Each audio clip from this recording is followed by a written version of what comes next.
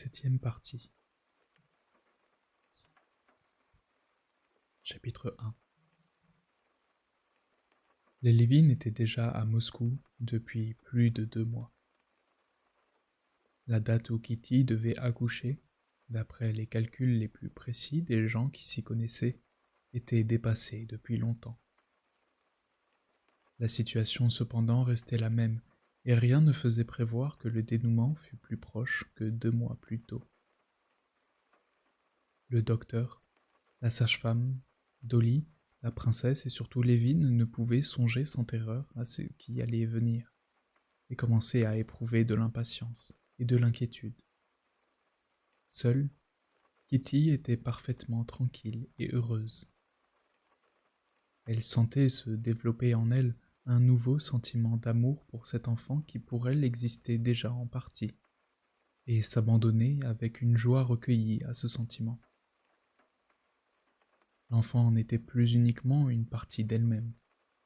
Parfois, il manifestait une vie indépendante. Et elle en souffrait, mais, en même temps, il lui prenait une envie de rire sous le coup de cette joie nouvelle et étrange. Tous ceux qu'elle aimait étaient à ses côtés, et tous étaient si bons avec elle, si attentionnés. Elle ne voyait devant elle que des perspectives si agréables, que si elle n'avait pas su et senti que cela devait finir prochainement, elle n'aurait pas désiré d'autre vie.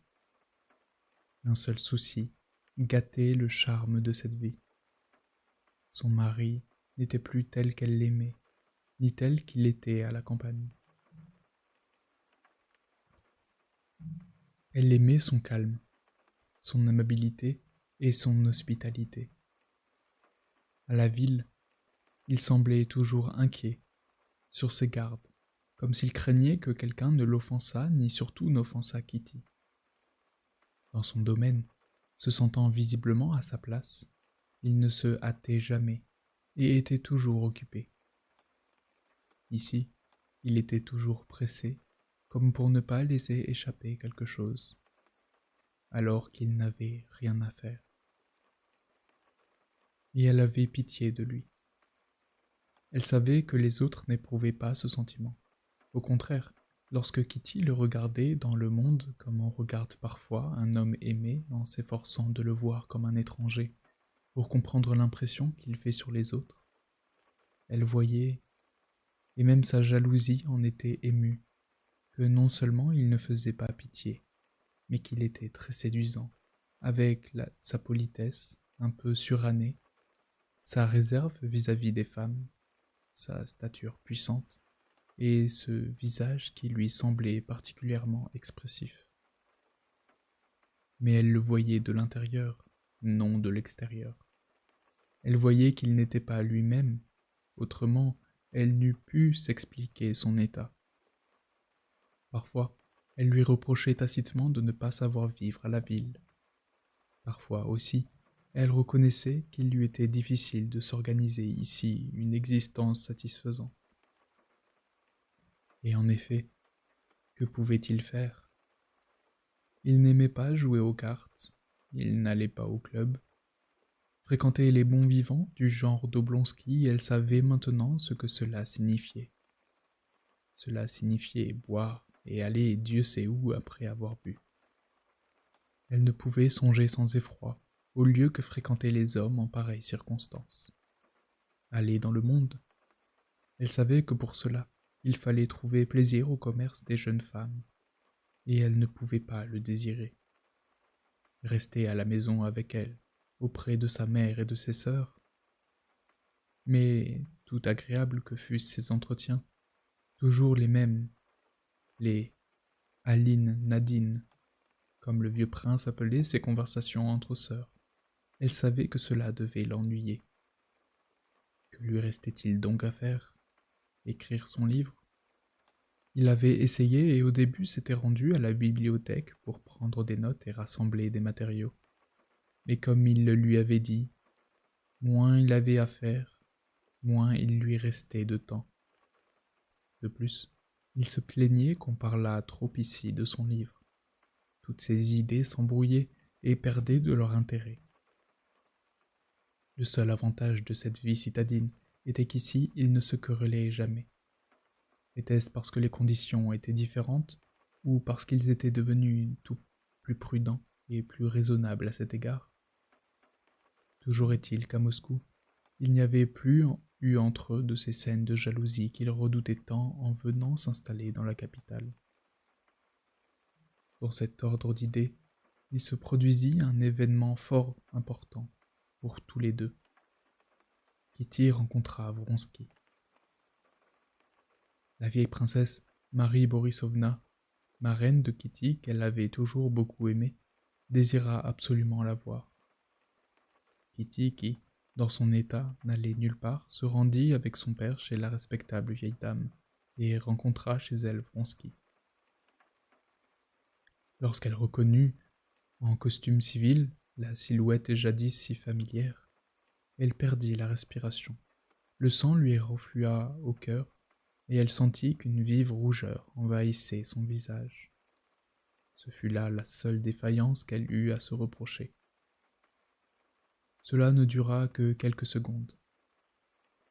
Son père s'était hâté d'entamer une conversation animée avec Vronsky, et l'entretien n'était pas terminé que Kitty était déjà prête à regarder Vronsky ou à lui parler, si besoin était, comme elle parlait à la princesse Marie Borisovna, et surtout sans que rien dans l'intonation de sa voix ni dans son sourire ne pût encourir la désapprobation de son mari, dont elle sentait en quelque sorte à côté d'elle la présence invisible. Elle lui dit quelques mots, sourit même paisiblement à une plaisanterie qu'il fit à propos des élections, en les appelant notre Parlement. Il fallait sourire pour montrer qu'elle avait compris la plaisanterie. Mais elle se retourna aussitôt vers la princesse Marie Borisovna et ne lui accorda plus un seul regard avant qu'il se levât pour prendre congé. À ce moment, elle posa les yeux sur lui, mais uniquement parce qu'il eût été impoli de ne pas regarder un homme qui la saluait. Elle fut reconnaissante à son père de ne pas lui dire un mot de cette rencontre. Mais elle vit à la tendresse toute particulière qu'il lui témoigna après, au cours de leur promenade habituelle, qu'il était content d'elle. Elle était, elle aussi, contente d'elle. Elle n'aurait jamais cru qu'elle trouverait la force de contenir quelque part dans le tréfonds de son cœur tous les souvenirs de son ancienne affection pour Vronsky, et non seulement de paraître, mais d'être à son égard parfaitement calme et indifférente. Lévin rougit plus qu'elle lorsqu'elle lui dit qu'elle avait rencontré Vronsky chez la princesse Marie Borisovna. Il lui était difficile de le lui dire, mais il fut encore plus difficile de continuer à lui donner tous les détails de cette rencontre, car il ne lui posait aucune question, mais se contentait de la regarder, les sourcils froncés.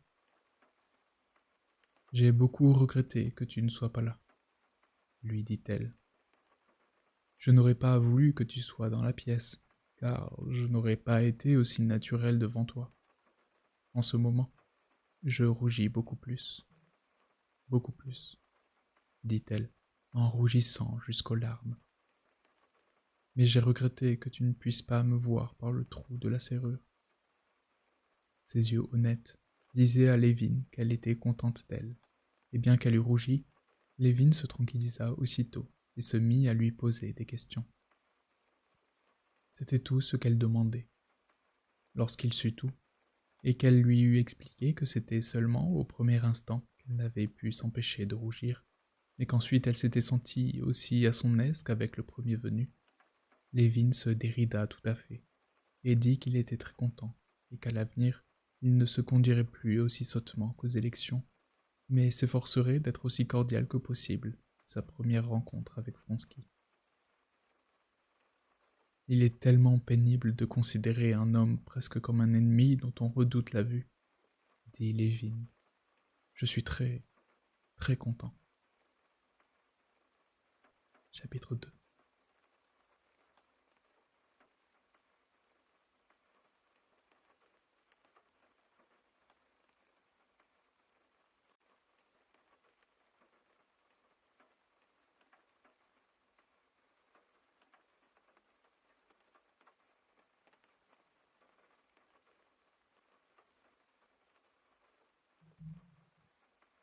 Alors, passe chez les bols, je t'en prie, dit Kitty à son mari lorsqu'il entra chez elle vers 11 heures du matin avant de sortir. Je sais que tu dînes au club avec papa, mais que fais-tu ce matin? Je vais chez Katavasov, c'est tout, répondit Levin. Pourquoi si tôt? Il m'a promis de lui faire la connaissance de Metrov. Je voudrais lui parler de mon travail. C'est un savant célèbre de Pétersbourg, dit Levin. Ah oui? C'est celui qui a écrit cet article dont tu faisais un tel éloge? Et après? Demanda Kitty. Je passerai peut-être au tribunal pour l'affaire de ma sœur. Tu ne vas pas au concert? Qu'est-ce que j'irai y faire tout seul? Si, vas-y donc. On y donne ces œuvres nouvelles qui t'avaient tellement intéressé. J'y serais certainement allé. En tout cas, je viendrai te faire une petite visite avant le dîner, dit-il en regardant la pendule. Mets ta redingote. Comme cela, tu pourras passer directement chez la comtesse Paul. Est-ce absolument nécessaire? Mais oui, le comte est venu nous voir. Cela ne te donnera pas grand mal. Tu arrives, tu t'assieds, tu parles 5 minutes du temps, tu te lèves et tu t'en vas. Bon. Mais tu ne saurais croire combien je suis déshabitué de tout cela. Cela me gêne. Comment? On arrive chez des étrangers, on s'assit, on reste là sans aucune raison, on gêne tout le monde, on s'ennuie soi-même et on s'en va. Kitty se mit à rire. Tu faisais bien des visites quand tu étais célibataire, lui dit-elle. Oui, mais je me sentais toujours mal à l'aise, et maintenant j'en ai tellement perdu l'habitude que je ne jure que je préférerais me passer de dîner pendant 2 jours que de faire cette visite. J'ai toujours honte. Il me semble que les gens vont s'offenser, qu'ils vont me dire « Pourquoi viens-tu ici ?» ou « Tu n'as rien à faire ». Mais non, ils ne s'offenseront pas, je t'assure, dit Kitty, qui le regarda en riant. Elle lui prit sa main. « Allons, adieu. Vas-y, je t'en prie. » Elle lui baisa la main et voulut sortir, mais elle l'arrêta. « Kostya, tu sais, il ne me reste plus que 50 roubles. Cela ne fait rien. Je passerai prendre de l'argent à la banque. Combien veux-tu? Lui dit-il, d'un air mécontent qu'elle connaissait bien. Non, attends. Elle le retint par le bras. Cela me préoccupe. Je ne crois pas faire de dépenses inutiles, et pourtant l'argent disparaît. Nous ne devons pas savoir nous y prendre. Mais non, dit-il en tout sautant et en la regardant en dessous. Elle connaissait ce tout sautement. C'était l'indice d'un vif mécontentement qui s'adressait non à elle, mais à lui. Il était en effet fâché, non que l'argent filât trop vite, mais qu'on lui rappelât cette contrariété qu'il désirait oublier. J'ai dit à Sokolov de vendre le froment et de toucher l'avance du loyer du moulin. Nous ne manquerons d'argent en aucun cas. Bien sûr, mais je crains de dépenser trop. Mais non, répéta-t-il. Allons, adieu, mon âme. Vraiment, il y a des jours où je regrette d'avoir écouté maman. Nous serions si bien à la campagne. Ici, je vous donne du tracas à tous et nous dépensons trop d'argent. Mais non, voyons.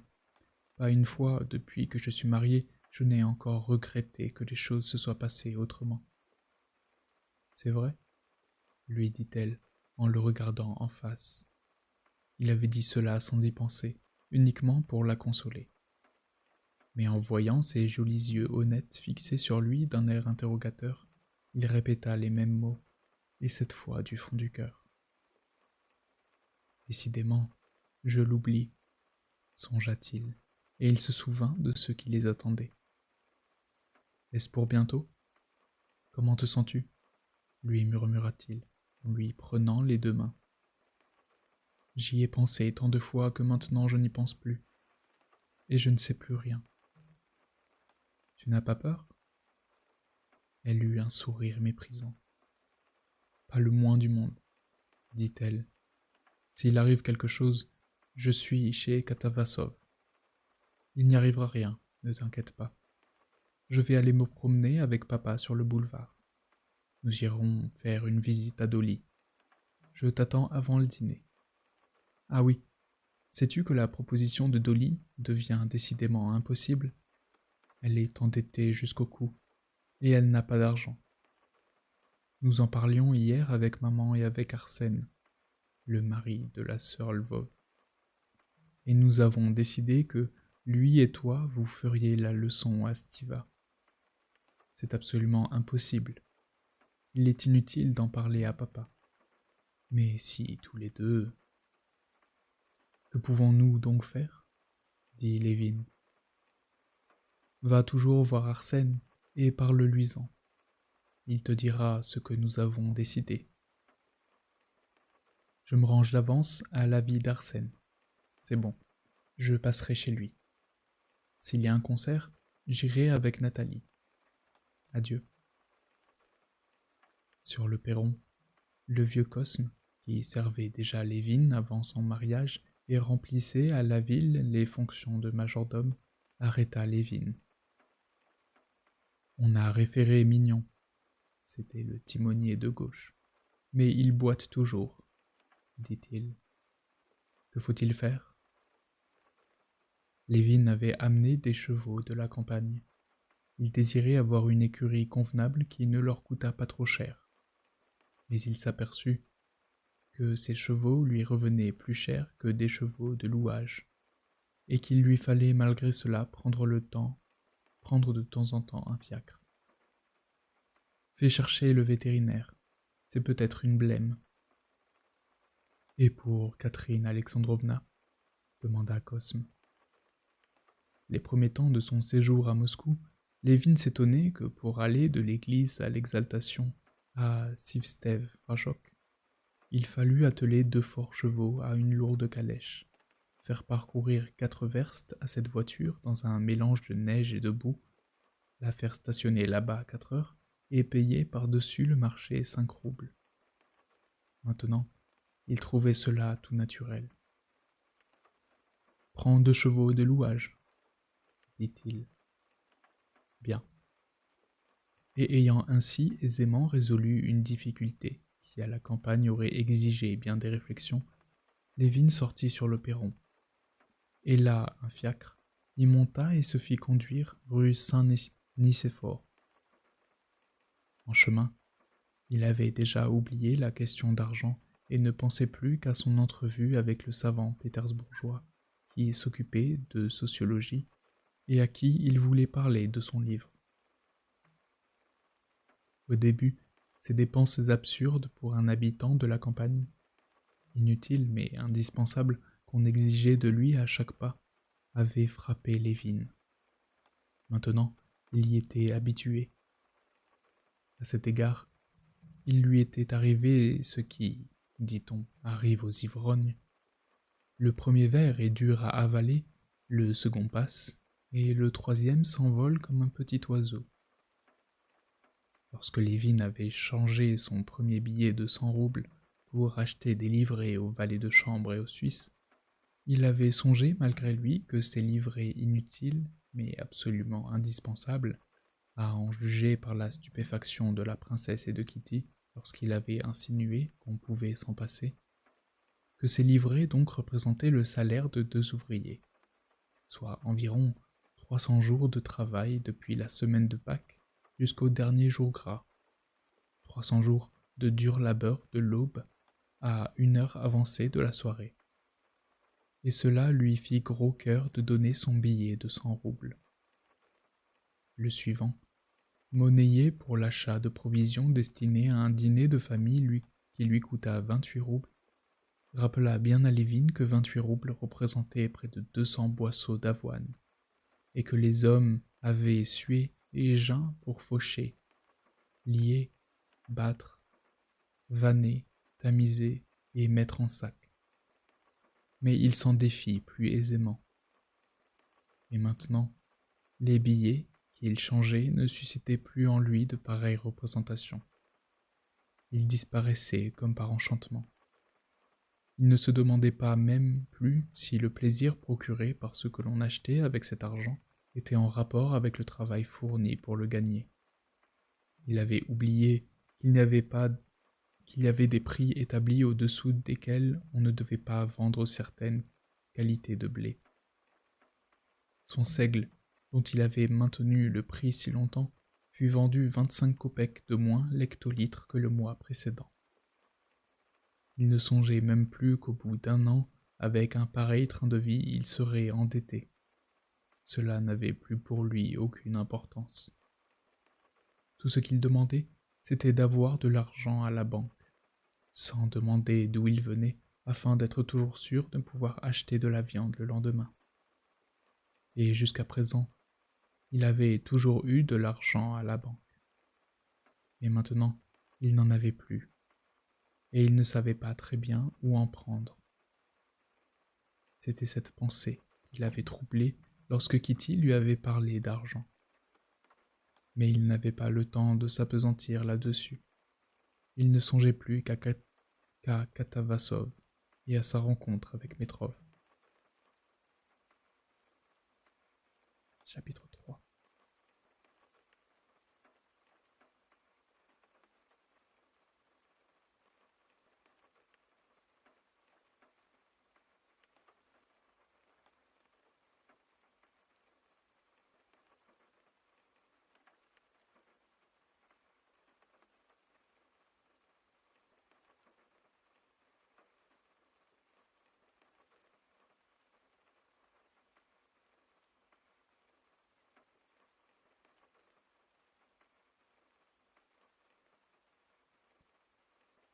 Lévin, pendant ce séjour à Moscou, s'était beaucoup rapproché d'un de ses anciens camarades d'université, le professeur Katavasov, qu'il n'avait pas vu depuis son mariage. Katavasov lui plaisait par la clarté et la simplicité de ses conceptions. Lévin pensait que la clarté des conceptions de Katavasov découlait de la pauvreté de sa nature. Katavasov, de son côté, estimait que l'inconséquence de la pensée de Lévin provenait du manque de discipline de son esprit. Mais la clarté de Katavasov plaisait à Lévin et l'abondance des pensées indisciplinées de Lévin plaisait à Katavasov. Aussi aimait-il se rencontrer pour discuter. Lévin avait lu à Katavasov quelques pages de son ouvrage qui l'avait intéressé. La veille, en retrouvant Lévin à une conférence publique, Katavasov lui avait dit que le célèbre Metrov, dont l'article avait séduit Lévin, se trouvait à Moscou et s'était beaucoup intéressé à ce que Katavasov lui avait dit du travail de Lévin. Metrov devait se trouver chez lui le lendemain matin à 11 heures et serait très heureux d'y faire la connaissance de Lévin. « Décidément, vous vous amendez, mon cher. Enchanté de vous voir, » dit Katavasov, en venant au-devant de Lévin dans le petit salon. Je m'étais dit, en entendant la sonnette, ce n'est pas possible qu'il soit aussi exact. Eh bien, que pensez-vous des Monténégrins, des soldats de race? Que se passe-t-il? Demanda Lévin. Katavasov, en quelques mots, lui communiqua les dernières nouvelles et, entrant dans son cabinet, présenta Lévin à un homme robuste, de petite taille et d'extérieur très agréable. C'était Metrov.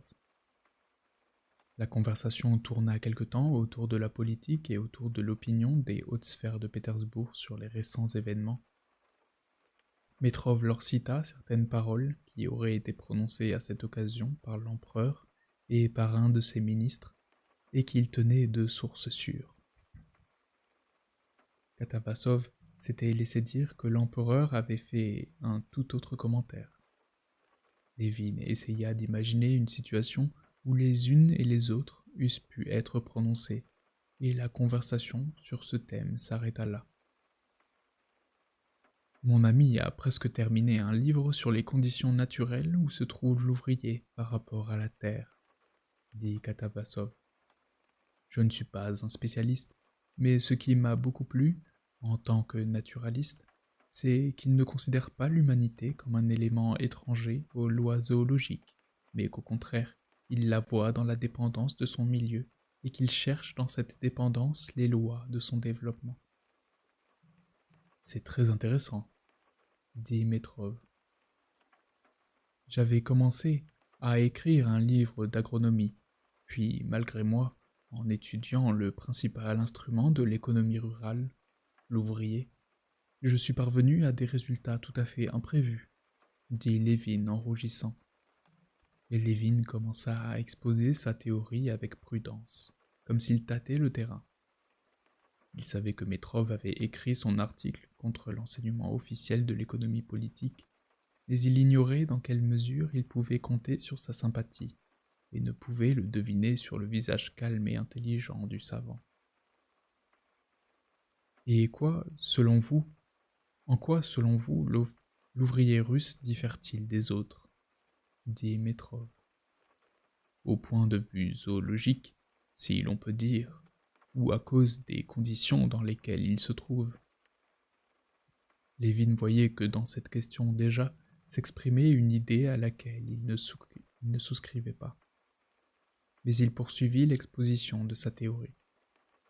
L'ouvrier russe, selon lui, avait avec la terre des rapports tout à fait différents de ceux des ouvriers des autres nations. Et, pour expliquer cette assertion, il se hâta d'ajouter qu'à son avis, cette attitude du peuple russe découlait de la conscience de sa vocation, peuplée à l'est d'énormes territoires inoccupés. Il est aisé de se tromper en tirant des conclusions au sujet de la vocation d'un peuple, dit Metrov en interrompant Lévin. La situation de l'ouvrier dépendra toujours de ses rapports avec la terre et avec le capital. Et sans plus permettre à Lévin d'achever sa démonstration, Metrov commença à lui exposer ses opinions personnelles. En quoi consistaient précisément ces opinions, Lévin ne le comprit pas, parce qu'il n'essaya même pas de les comprendre. Il voyait que Metrov, comme tant d'autres, malgré son article où il réfutait les doctrines des économistes, n'envisageait l'ouvrier russe que du point de vue du capital, du salaire et de la rente. Quoiqu'il dût reconnaître que dans la partie orientale de la Russie la plus étendue, la rente était encore nulle, que pour les 9/10 d'une population de 80 millions d'habitants, le salaire se bornait à se procurer de quoi substituer, et que le capital n'existait encore que sous forme d'instruments de travail des plus rudimentaires. Il ne se plaçait qu'à cet unique point de vue pour étudier l'ouvrier. Bien qu'à beaucoup d'égards, il se différencia des économistes et soutint une théorie nouvelle du salaire qu'il exposa à Lévin. Lévin l'écoutait sans plaisir, et au début lui donna la riposte. Il voulait interrompre Metrov pour lui faire connaître sa façon de voir qui, à son avis, rendait superflu tout exposé ultérieur. Mais, après s'être convaincu qu'ils étaient d'opinions tellement différentes que jamais ils ne se comprendraient, il cessa de protester et se contenta d'écouter. Quoique ce que disait Metrov n'offrit plus désormais pour lui le moindre intérêt, il éprouvait cependant un certain plaisir à l'écouter. Son amour-propre était flatté de ce qu'un homme si savant lui exposât ses idées si volontiers, avec tant de soin et en lui supposant une telle connaissance du sujet. Parfois, il se contentait de faire allusion à tout un côté de la question. Il attribuait cela à son mérite, car il ignorait que Metrov, ayant épuisé son sujet avec son entourage, trouvait un plaisir particulier à s'en entretenir avec un nouvel auditeur, et que d'ailleurs il parlait volontiers à tout le monde du problème qui l'occupait, et dont il avait encore à élucider bien des aspects. Nous allons nous mettre en retard, dit Katavasov, après un regard à la pendule dès que Metrov eut achevé son explication. Il y a aujourd'hui une séance à la Société d'amateurs en l'honneur du cinquantenaire de Svinitch. Nous y allons, Pierre Ivanovitch et moi. J'ai promis d'y faire un exposé sur ses travaux de zoologie. Viens avec nous, ce sera très intéressant. En effet, il est temps, dit Metrov. Venez avec nous, et ensuite chez moi, si cela vous convient. J'aimerais beaucoup que vous me lisiez votre ouvrage. Oh non, ce n'est encore qu'une ébauche, mais j'irai volontiers à votre séance. Savez-vous, mon cher, que j'ai signé le mémorandum, dit Katavasov, qui mettait son habit dans la pièce d'à côté. Et ils commencèrent à parler d'une querelle survenue au sein de l'université. Cette querelle était un événement très important à Moscou cet hiver-là. 3 vieux professeurs du conseil avaient rejeté la manière de voir de leurs jeunes collègues. Ceux-ci avaient déposé un mémorandum. Ce mémorandum était abominable selon les uns et des plus simples et des plus justes selon les autres. Aussi, les professeurs s'étaient-ils scindés en 2 parties. Les opposants, auxquels appartenait Katavasov, traitaient les conservateurs de dénonciateurs et de fourbes. Les conversateurs taxaient les opposants de gaminerie et d'insubordination. Lévin, bien qu'étranger à l'université, avait déjà entendu parler plusieurs fois de cette affaire depuis son arrivée à Moscou, et il s'était fait une opinion à ce sujet. Il prit part à la conversation qui se poursuivit dans la rue pendant que tous 3 s'acheminaient vers l'université. La séance était déjà commencée. Derrière la table recouverte d'un drap où prirent place Katavasov et Metrov, siégeaient 6 professeurs. L'un d'eux faisait une lecture, le nez sur ses notes. Lévin prit une des chaises inoccupées qui entouraient la table et demanda à voix basse à un étudiant assis à côté de lui le sujet qu'on traitait. L'étudiant lui lança un regard mécontent et lui dit « La biographie ». Bien que Lévin ne s'intéressât pas à la biographie du savant, il l'écouta malgré lui et découvrit dans la vie du célèbre homme de science quelques particularités intéressantes. Lorsque l'orateur eut fini, le président le remercia, lut un poème envoyé par le poète Ment à l'occasion de ce jubile et dit quelques mots de remerciement à l'adresse de l'auteur. Ensuite, Katavasov lut de sa voix criarde et sonore une notice sur les travaux scientifiques de Svinitch. Lorsqu'il eut terminé, Lévin regarda la pendule et vit qu'il était déjà 1 heure passée. Il songea qu'il n'aurait pas le temps de lire son travail à Metrov avant le concert, et d'ailleurs il n'en avait plus envie. Pendant l'exposé, il avait songé aussi à la conversation qu'il venait d'avoir. Il voyait maintenant clairement que les idées de Metrov avaient peut-être quelques fondements, mais que les siennes aussi en avaient. Que ces idées ne pouvaient avoir d'aboutissement que si chacun travaillait séparément dans la voie qu'il avait choisie, mais qu'une confrontation de ces idées ne pouvait rien donner de bon. Aussi, après avoir décidé de refuser l'invitation de Metrov, Lévin le rejoignit à la fin de la séance. Metrov présenta Lévin au président avec qui il s'entretenait de l'actualité politique. À cette occasion, Metrov répéta au président ce qu'il avait raconté à Lévin, et Lévin fit les remarques qu'il avait déjà faites le matin, mais y ajouta, par goût de la diversité, une idée qui venait de lui passer par la tête. Ensuite, la conversation retomba sur la querelle de l'université. Comme Lévin avait déjà entendu tout cela, il se hâta de dire à Metrov qu'il regrettait de ne pouvoir accepter son invitation. Puis il prit congé et se rendit chez Lvov. Chapitre 4.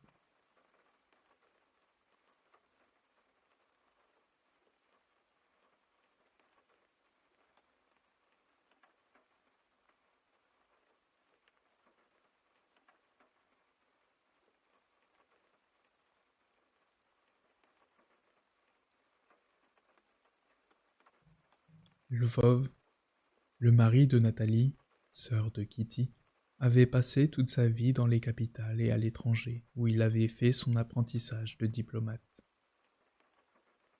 L'année précédente, il avait abandonné cette carrière non par suite de désagréments. Il n'avait jamais de désagréments avec personne, mais pour donner une meilleure éducation à ses deux petits garçons. Et il avait pris une charge de cours à Moscou. Malgré une différence d'habitude et d'opinion très tranchée, et bien que Lvov fût plus âgé que Lévin, ils s'étaient liés cet hiver-là et avaient l'un pour l'autre beaucoup d'affection. Lvov était chez lui, et Lévin entra dans son cabinet sans se faire annoncer. Lvov, en veste d'intérieur et de bottines de daim, était assis dans un fauteuil et lisait avec un pince-nez au verre bleu un livre posé sur un pupitre. Il tenait de sa belle main prudemment écartée un cigare à demi consumé. Son beau visage, fin et encore jeune, auquel des cheveux bouclés gris-argent donnaient une expression encore plus racée, s'illumina d'un sourire lorsqu'il aperçut Lévin. « Parfait. J'allais envoyer aux nouvelles. Comment va Kitty ? Asseyez-vous ici, vous serez plus à l'aise. » Il se leva et avança un fauteuil à bascule. « Avez-vous lu la dernière circulaire dans le journal de Saint-Pétersbourg ? Je trouve cela excellent, dit-il, avec un léger accent français.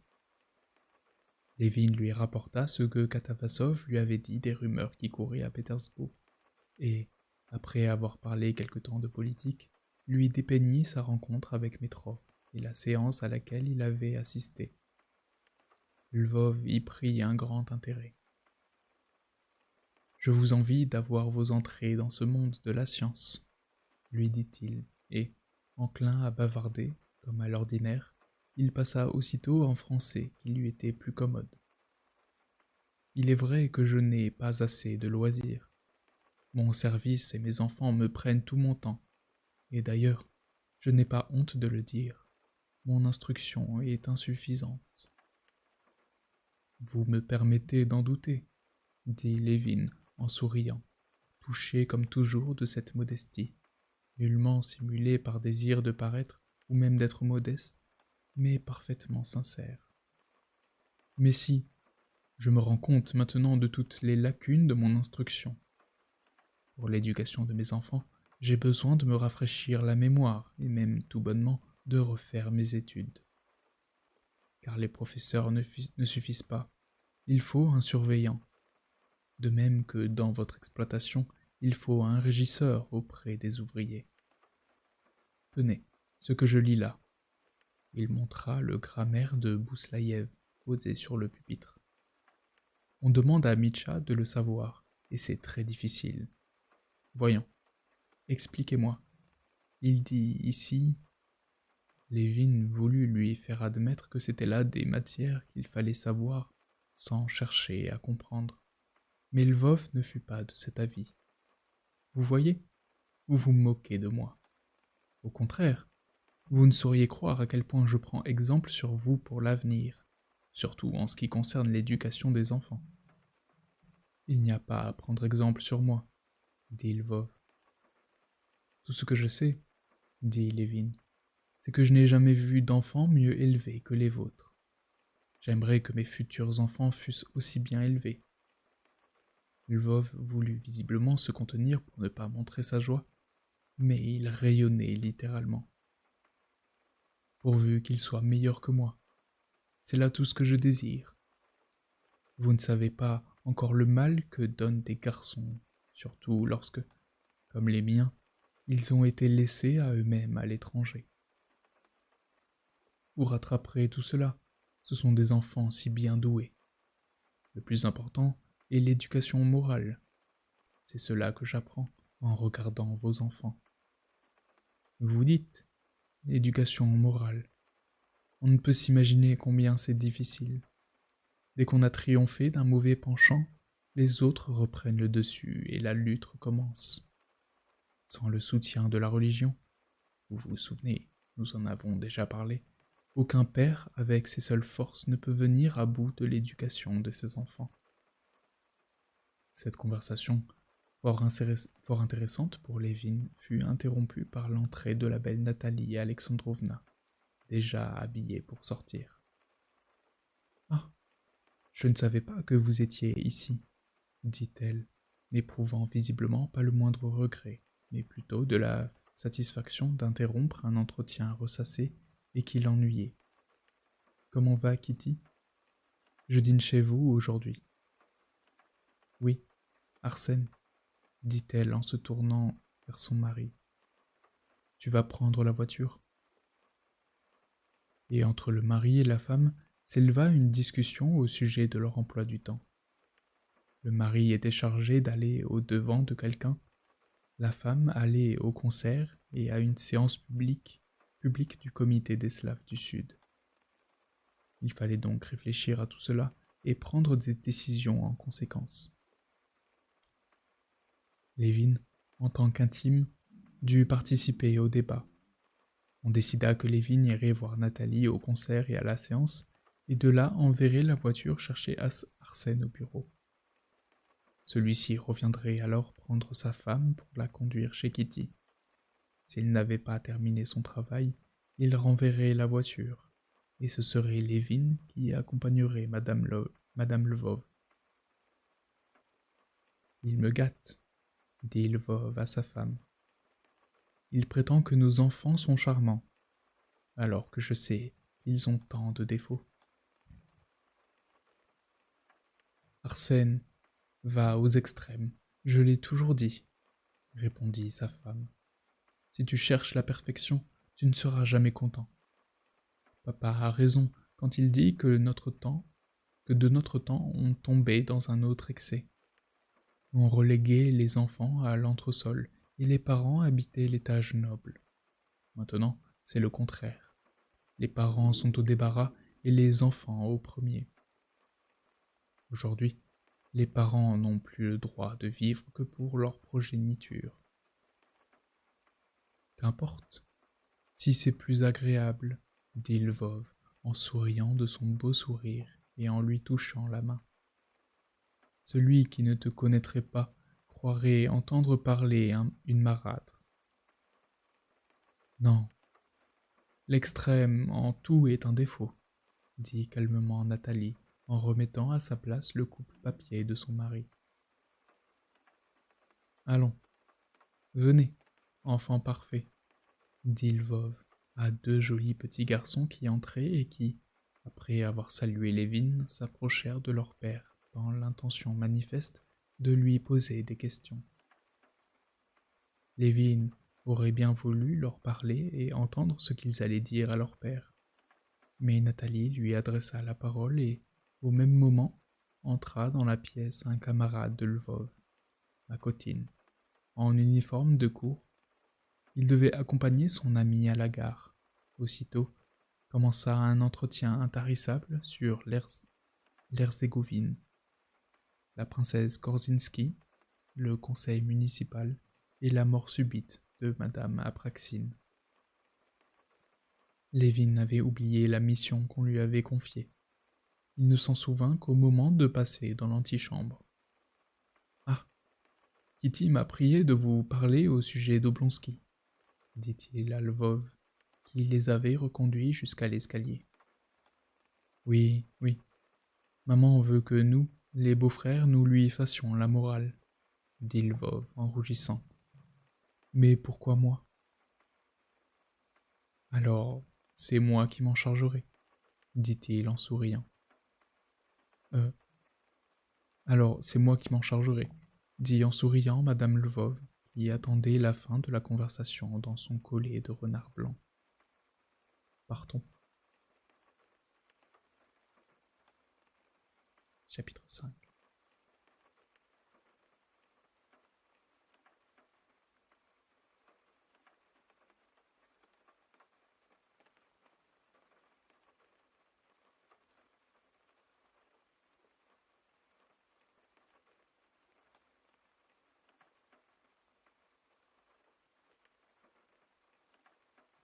Ce matin-là, On donnait au concert deux œuvres très intéressantes. L'une était une fantaisie sur le roi Lyre dans la steppe, l'autre un quatuor dédié à la mémoire de Bach. C'étaient deux œuvres récentes dans le nouvel esprit, et Lévin désirait de se faire une opinion à leur sujet. Après avoir conduit sa belle-sœur à son fauteuil, il alla s'adosser contre une colonne et décida d'écouter le plus attentivement et le plus consciencieusement possible. Il s'efforça de ne pas se laisser distraire, ni importuner par des gestes du chef d'orchestre en cravate blanche, toujours si gênant pour un auditoire attentif, par les dames en chapeau qui s'étaient soigneusement recouvert les oreilles de ruban avant d'aller au concert, et par tous ces visages oisifs ou occupés d'intérêts variés, mais en tout cas pas de musique. Il essaya d'éviter les dilettantes et les bavards, et resta debout à écouter, le regard abaissé vers le sol. Mais plus il écoutait la fantaisie sur le roi Lyre, moins il se sentait capable de se former aucune opinion précise. À chaque instant, l'expression musicale, au moment d'éclore, s'éparpillait en éclats, selon les nouveaux principes, ou se fondait en harmonies extrêmement compliquées qui n'avaient aucun lien entre elles que le caprice du compositeur. Mais ces fragments même d'expression musicale, quoique parfois beaux, rebutaient l'oreille parce qu'ils étaient absolument inattendus, et que rien ne les préparait. La gaieté, la tristesse, le désespoir, la tendresse, le triomphe se succédaient sans aucune justification, comme les impressions d'un fou. Et de même que les impressions d'un fou, il s'évanouissait brusquement. Lévin, pendant toute la durée de l'exécution, eut le sentiment d'un sourd qui regarde des danseurs. Tout à fait déconcerté, il éprouva, quand le morceau prit fin, la lassitude d'une tension d'esprit que rien ne vient récompenser. On entendait de tous côtés les applaudissements bruyants. Tout le monde se levait, se mettait à marcher et à parler. Désireux d'éclairer sa perplexité, Lévin se mit à la recherche des connaisseurs et fut heureux d'en apercevoir un en conversation avec Pestsov. « C'est étonnant, disait Pestsov de sa voix profonde et basse. « Bonjour, Constantin Dmitritch. Le passage le plus imagé, le plus sculptural pour ainsi dire, et le plus riche en couleurs, c'est celui où vous sentez l'approche de Cordelia, où la femme, das ewig weibliche, entre en lutte avec le destin. Vous ne trouvez pas ? » « Pourquoi Cordelia ? » demanda timidement Lévin, qui avait complètement oublié que la fantaisie figurait le roi Lyre dans la steppe. Cordelia entre en scène.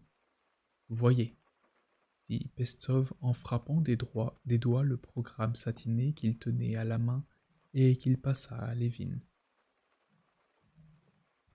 Non seulement Lévin se souvint du titre de la fantaisie et se hâta de la lire, traduit en russe, les vers de Shakespeare imprimés au revers du programme.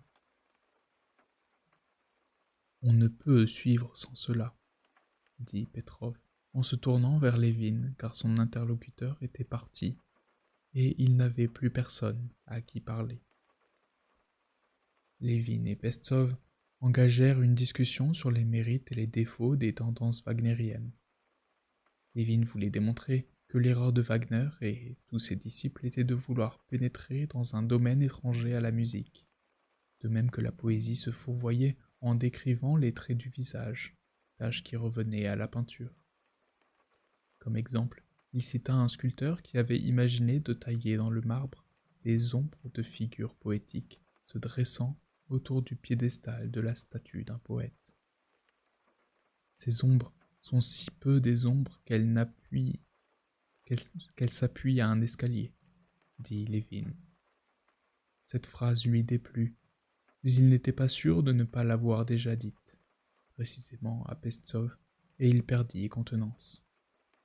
Pestsov, lui, assurait que l'art était un et qu'il ne pouvait atteindre les sommets que par la réunion de tous les genres.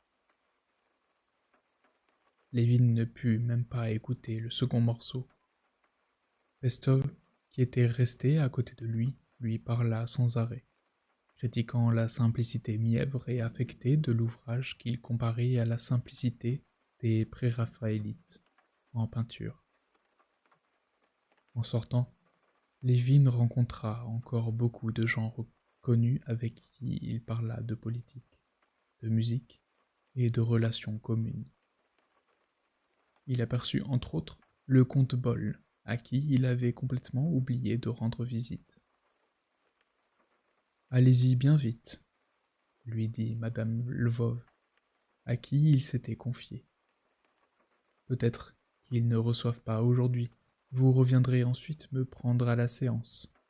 J'y serai encore. »